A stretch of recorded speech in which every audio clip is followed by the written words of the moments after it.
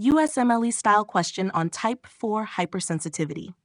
A 35-year-old male presents to the clinic with a pruritic erythematous rash on his forearm that developed 48 hours after hiking in a wooded area. The rash is composed of linear vesicles and papules. His past medical history is unremarkable, and he denies any recent illness. A biopsy of the lesion reveals lymphocytic infiltration with macrophages and edema in the dermis. Which of the following best describes the immunologic mechanism responsible for this patient's condition? A. IgE-mediated mast cell degranulation. B. Antibody-dependent cell-mediated cytotoxicity. C. Immune complex deposition in tissues. D. T-cell-mediated activation of macrophages and cytotoxic T lymphocytes. E. Complement activation leading to membrane attack complex formation. Answer D. T-cell-mediated activation of macrophages and cytotoxic T lymphocytes.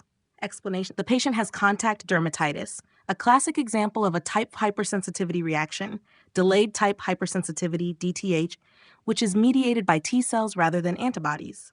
Sensitization phase: the allergen, e.g. urushiol from poison ivy, is processed by antigen-presenting cells, APCs, leading to activation of Th1 cells, which generate memory CD4+ and CD8+ T cells. Re-exposure phase: memory CD4+ T cells release cytokines, e.g. IFN Guang, TNF-FA, which recruit macrophages, leading to inflammation and tissue damage. CD8+ T cells induce apoptosis in targeted cells. This reaction takes 24 to 72 hours to manifest, consistent with the patient's delayed symptoms. Incorrect options: A. IgE-mediated mast cell degranulation describes type 1 hypersensitivity, e.g. anaphylaxis, urticaria.